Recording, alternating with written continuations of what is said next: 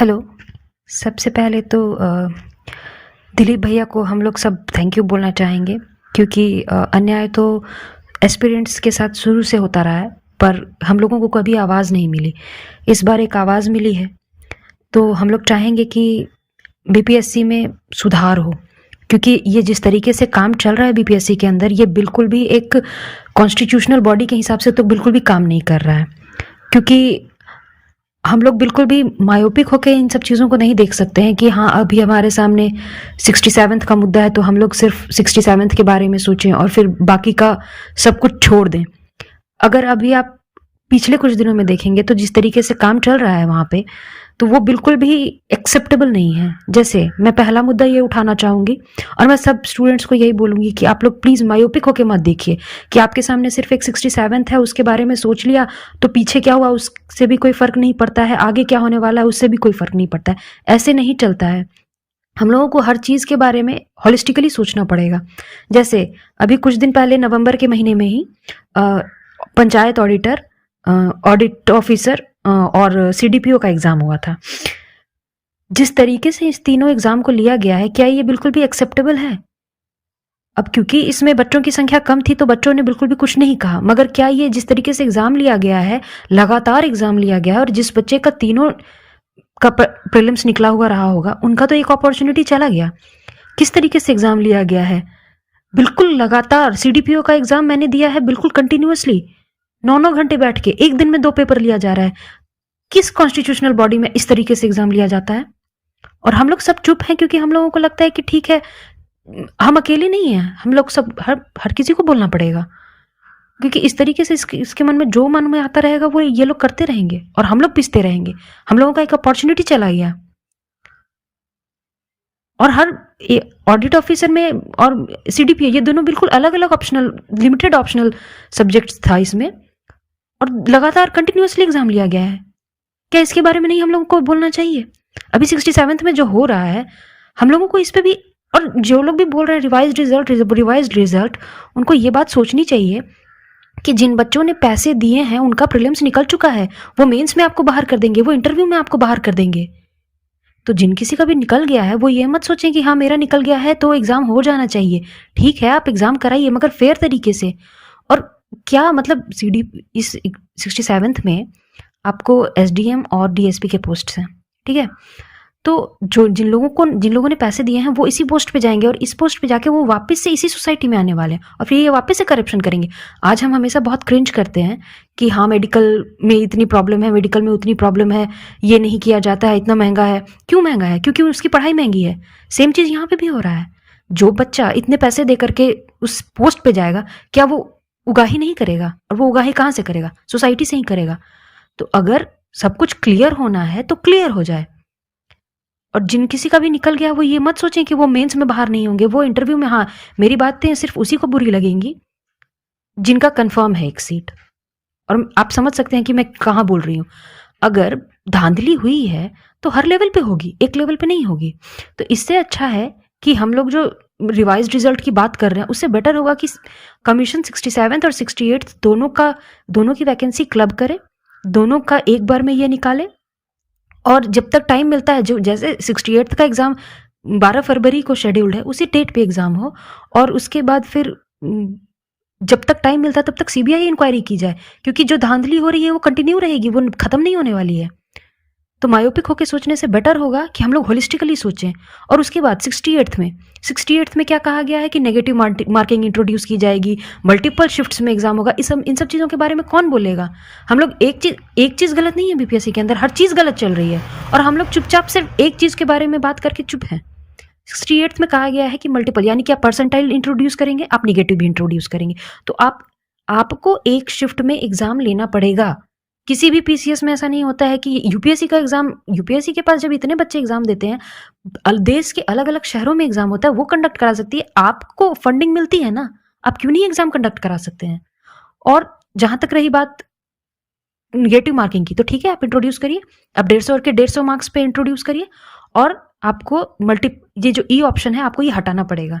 ये किसी पीसीएस में, आप यूपीएससी से, आप यूपी पीसीएस से देख लीजिए, आप एमपी पीसीएस से देख लीजिए, आप काम नहीं करना चाहते, इसका मतलब ये नहीं है कि बच्चे उससे प्रताड़ित हों। ये कहीं से भी सही नहीं है। और जहाँ तक रही बात इसकी ऑप्शनल की, जैसे बोला जा रहा है कि ऑप्शनल में क्या करना चाहिए, ऑप्शनल ये सबसे बड़ा मुद्दा है, ऑप्शनल सबसे बड़ा मुद्दा है, इसको कोई डिनाई नहीं कर सकता है। क्योंकि सिंपल सी बात है कि जो बच्चा ह्यूमैनिटीज़ पढ़ के आया है उसको मार्क्स नहीं मिल रहे हैं। मैं इंजीनियर हूँ, मैंने मैकेनिकल इंजीनियरिंग की है, मैं अगर मैकेनिकल चूज़ कर लेती हूँ तो मेरे 300 में से 250 मार्क्स आ, मैंने गेट भी क्रैक किया हुआ है, मेरे 250 मार्क्स आ जाएंगे ईजिली। पर क्या कोई ह्यूमैनिटी का बच्चा ला पाएगा उतना? नहीं ला पाएगा। तो कहाँ से आप लेवल, आपको पता है ना कि इक्वालिटी हर किसी का कॉन्स्टिट्यूशनल फंडामेंटल राइट है, तो आप उसको डिनाई नहीं कर सकते हैं। आप ऑप्शनल, मेरे अभी जो ऑप्शन दिया गया है 68 का फॉर्म भरने के टाइम पे, तो मुझे सबसे बेस्ट ऑप्शन लग रहा है कि आप एमसीक्यू बेस्ड कर दीजिए।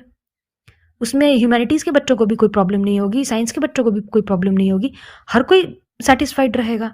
तो आप अपनी कार्यप्रणाली बदलना नहीं चाहते हैं और बच्चों को भुक्तभोगी बना रहे हैं। और दूसरी बात यह है कि इसका एक और खामियाजा होगा जो हो रहा है, कि जो बच्चे 10th 12th के बाद अपना सब्जेक्ट चूज करते हैं तो माँ बाप उनको प्रेशराइज करेंगे कि तुम साइंस ही पढ़ो। अगर वो बच्चा नहीं साइंस में अच्छा तो भी उसको साइंस ही पढ़ना पड़ेगा। तो इसका मतलब तो ये है कि हाँ, आप अपनी कार्यप्रणाली से ये दिखा रहे हैं कि हाँ बच्चे अब तुम साइंस ही पढ़ो, साइंस से ही तुम्हें सरकारी नौकरी मिल सकती है, तुम्हारा रिजल्ट कंफर्म हो सकता है। तो ये क्या कर रहे हैं आप? बच्चे ह्यूमैनिटीज़ पढ़ना छोड़ दें? मैं इंजीनियर हूँ मगर मुझे फिर भी इन सब चीज़ों की फिक्र है कि ये क्या चल रहा है। तो मेरे हिसाब से तो मुझे यही सही लग रहा है कि 67th और 68th की वैकेंसी क्लब की जाए और इस बीच में सीबीआई की जांच की जाए, सीबीआई से जांच कराई जाए, ताकि जो कुछ भी चल रहा है अंदर वो पूरा क्लियर हो। क्योंकि अगर हम लोग मायोपिक होकर देखेंगे तो ये बिल्कुल भी सही नहीं होगा, हमारे फ्यूचर के लिए सही नहीं होगा, हमारे फ्यूचर जनरेशन के लिए सही नहीं होगा। आज अगर मेरा नहीं होता है तो ठीक है, मैं इनकेपेबल हूँ, मैं इनकॉम्पिटेंट हूँ, मेरा नहीं होगा। और मैं बीपीएससी से ज़्यादा यूपीएससी में बच्चे अपीयर होते हैं, पर क्या कभी किसी को देखा है ये हंगामा करते हुए? क्योंकि अगर उनका नहीं होता है तो वो सेटिस्फाइड होते हैं कि हाँ मेरा नहीं हुआ क्योंकि मैं इनकेपेबल हूँ। मगर ये नहीं कि मैं केपेबल हूँ और मुझे जानबूझ करके मुझे बाहर कर दिया जाए। और जो क्वेश्चंस बदले गए हैं वो तो ऐसा लग रहा है जैसे पर्पसफुली बदले गए हैं। अब क्या बीपीएससी में जो लोग एग्जाम जो क्वेश्चन सेट कर रहे हैं उनको पता नहीं है उस क्वेश्चन का सही आंसर क्या होगा? यूएनजीए में तिरुपति का तिरुमूर्ति का उनका यूएनजीए में खड़े होकर भाषण है कि तीनों लैंग्वेज को एक्सेप्ट किया गया है। क्या ये लोग पढ़ते नहीं हैं? ये सब पढ़े लिखे और जानकार लोग हैं, इन लोगों ने पर्पसफुली क्वेश्चन को चेंज किया है। तो मेरी मांग यही है कि 67 68 दोनों की वैकेंसी को क्लब किया जाए और तब तक सीबीआई की जांच कराई जाए और पूरा सब कुछ क्लियर किया जाए, क्योंकि ये वापस से मेरा जनरेशन अगर खराब हुआ तो हुआ, मेरा फ्यूचर जनरेशन नहीं खराब होना चाहिए। और दूसरी बात रही ओएमआर शीट, ठीक है, ये तो बहुत इंपॉर्टेंट बात है। देखिए, मैंने बिहार से पढ़ाई नहीं की है, मैं बाहर से पढ़ के आई हूँ। तो जब मैं पहली बार बीपीएससी का एग्ज़ाम देने गई, यानी कि मेरी यूनिवर्सिटी में जो एग्ज़ाम होता था, तो उसमें जो स्टूडेंट का नाम होता था उस पर बार कोड चिपकाया जाता था, ताकि जो एग्ज़ाम चेक कर रहा है उसको पता ना लगे कि हाँ ये किस बच्चे की कॉपी है। उसके रोल नंबर पर बार कोड चिपकाया जाता है। यहाँ ओएमआर शीट पर क्लियरली नाम लिखवाया जा रहा है, रजिस्ट्रेशन रोल नंबर लिखवाया जा रहा है। जो बंदा अंदर सेटिंग करने जाएगा उसको तो 2 मिनट में पता होगा कि किस बच्चे की ओएमआर शीट निकालनी है, मुझे किस बच्चे की वापस से रंगाई पुताई करनी है। तो अगर आप सजेशन लीजिए कि कैसे आप सुधार कर सकते हैं। ये तो मेरे यूनिवर्सिटी के एग्जाम में इतना ओपन एग्जाम नहीं होता था। ये ऐसे कैसे ओएमआर पे आप नाम लिखवा रहे हैं, आप रोल नंबर लिखवा रहे हैं। अगर आपको नहीं समझ में आता है कि सुधार कैसे करना है तो आप सजेशन मांगिए हम लोगों से, हम लोग देने को तैयार हैं। पर आप अपनी कार्यप्रणाली नहीं बदलना चाह रहे हैं और आप बच्चों को प्रताड़ित कर रहे हैं। बच्चे मेहनत कर रहे हैं, साल भर हो गया। और दूसरा तो मेरा सबसे बड़ा कंसर्न है, मेरा नेक्स्ट कंसर्न मेरा ये है कि आप अपने क्वेश्चन का लेवल ठीक करें। हम रेलवे का एग्जाम नहीं दे रहे हैं, आपका एग्जाम जो है यहाँ पे बीपीएससी का एग्जाम ऐसे हो गया जैसे आपको यूपीएससी की भी तैयारी करनी है और आपको रेलवे की भी तैयारी करनी है, दोनों तैयारी साथ साथ में चल रही है। आपका जो यूपीएससी के बच्चे होते हैं वो साल भर यूपीएससी के मेंस की पढ़ाई करते हैं, एग्जाम के 2 महीने पहले वो प्रीलिम्स पे स्विच कर जाते हैं, क्योंकि उनको पता है मेरा सारा पढ़ा हुआ है, मुझे सिर्फ रिवीजन करना है। यहाँ तो ये प्रीलिम्स की अलग तैयारी करो, मेंस की अलग पैटर्न पे तैयारी करो। ये तो लग रहा है जैसे पूरी दुनिया की तैयारी एक ही एग्जाम में हो रही है। तो मेरा यही कहना है कि पूरा क्लियर करिए आप लोग, ये मायोपिक होके काम नहीं चलेगा। और सबसे ज़्यादा थैंक यू तो मैं दिलीप भैया को बोलना चाहूँगी क्योंकि वो बहुत कर रहे हैं स्टूडेंट्स के लिए, तो स्टूडेंट को भी उनके पीछे खड़ा होना पड़ेगा। जैसे उन तक बातें पहुंचाई जा रही हैं, आप लोग बात पहुंचाइए, सजेशन पहुंचाइए। थैंक यू, मुझे बस इतना ही कहना है।